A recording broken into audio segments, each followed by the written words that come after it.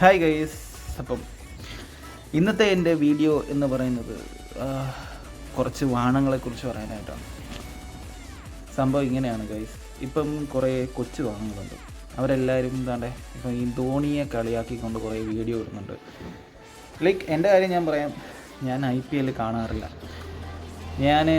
എനിക്ക് വലിയ ഇൻട്രസ്റ്റ് ഇല്ലാന്നല്ല, പണ്ടൊക്കെ കാണുമായിരുന്നു. അതിനുശേഷം വീട്ടിൽ കേബിളൊന്നും ഇല്ലാത്തതുകൊണ്ട് പിന്നെ അത് ഫോളോ അപ്പ് ചെയ്യാൻ പറ്റാത്തത് കൊണ്ട് തന്നെ എനിക്ക് എൻ്റെ ഫേവറേറ്റ് ടീം മുംബൈ ഇന്ത്യൻസ് ആയിരുന്നു.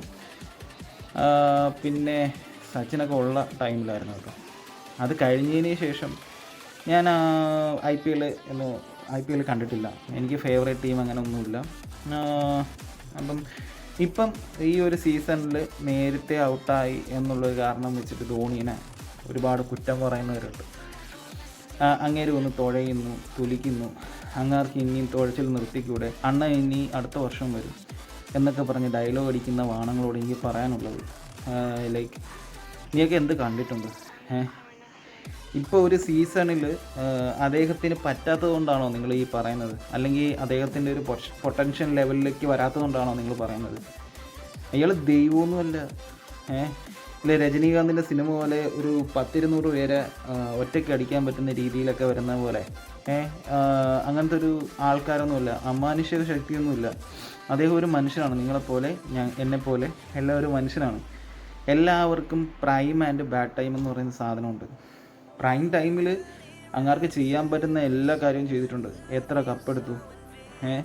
പ്രൈം ടൈമിൽ അയാൾക്ക് ചെയ്യാൻ പറ്റുന്നത് നമ്മളെ ക്രിക്കറ്റിൽ, ഇന്ത്യൻ ക്രിക്കറ്റിലായാലും അങ്ങേര് ചെയ്തിട്ടുണ്ട്. അങ്ങേരുടേതായിട്ടുള്ള ഒരു പേര് അതിനകത്ത് കുത്തിവെച്ചത് കൊണ്ടാണ് ഇത്രയും ഫാൻസ് ഉള്ളത് CSKക്ക്.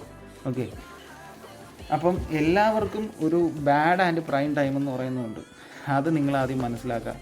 അദ്ദേഹം കപ്പടിച്ച കാലത്തും അല്ലെന്നുണ്ടെങ്കിൽ ഇന്ത്യയിൽ കളിച്ചിരുന്ന കാലത്തും ആയാലും അദ്ദേഹം അതിൻ്റേതായിട്ടുള്ള ഒരു പേര് അയാൾ കുത്തിവെച്ചിട്ടുണ്ട്. അങ്ങാര് നല്ലോണം പെർഫോം ചെയ്തിട്ടുണ്ട്. അവിടെ എല്ലാവർക്കും prime time and bad time എന്ന് പറയുന്നുണ്ടോടാ. നിങ്ങളെപ്പോലെ 17-20 വയസ്സല്ല അങ്ങേർക്ക്.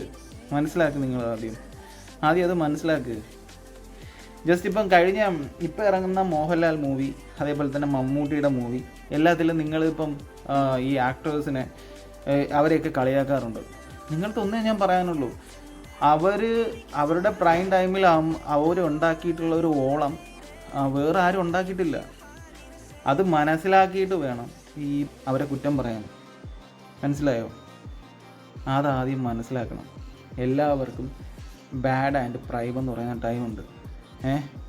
ഒരു വട്ടം ഇന്ന് പറ്റിയില്ലെങ്കിൽ അടുത്ത വട്ടം സാധിക്കാൻ നോക്കും. ചിലപ്പോൾ ആ വട്ടവും പറ്റത്തില്ല, ചിലപ്പോൾ അടുത്ത വട്ടമായിരിക്കും നടക്കുന്നത്, ചിലപ്പോൾ അതും പറ്റത്തില്ല.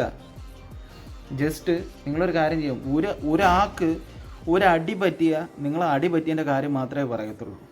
ജയിച്ചത് ഇത്രയും നാൾ ജയിച്ചിട്ടാണ് ഒരു അടി പറ്റിയെന്നുള്ളത് നിങ്ങൾ മനസ്സിലാക്കത്തില്ല. നിങ്ങളെയൊക്കെ ആലോചിച്ചിട്ട് എനിക്ക് സഹതാപമാണ് ഗൈസ് തോന്നുന്നത്. സഹതാപം. എല്ലാവർക്കും പ്രൈം ആൻഡ് ബാഡ് ടൈം എന്ന് പറയുന്ന സാധനം ഉണ്ട് എന്ന് മാത്രം മനസ്സിലാക്കുക. അത് മനസ്സിലാക്കിയിട്ട് വേണം ഒരു വ്യക്തിയെ വിമർശിക്കാൻ. ഞാൻ ഇപ്പോഴും പറയുന്നു, ഞാൻ ഒന്നിൻ്റെയും ആരാധകനോ കാര്യങ്ങളൊന്നുമല്ല. ഞാൻ IPL കാണാറില്ല. ഇത് കാണുമ്പോൾ സത്യത്തിൽ സങ്കടം തോന്നാറുണ്ട്. ഇത്രയ്ക്ക് ബുദ്ധിയില്ലാത്ത കഴുതകളാണല്ലോ നിങ്ങളൊക്കെ എന്നാലോചിച്ചിട്ട്. ഞാൻ കളിയാക്കുന്നവരെ മാത്രമേ പറഞ്ഞിട്ടുള്ളൂ, അല്ലാത്തവർക്ക് കേൾക്കാം. Okay, by. നിർത്തിയങ്ങ് ഭുജിക്കട്ടെ, അതോ ചുട്ടെടുക്കണം? തമാശ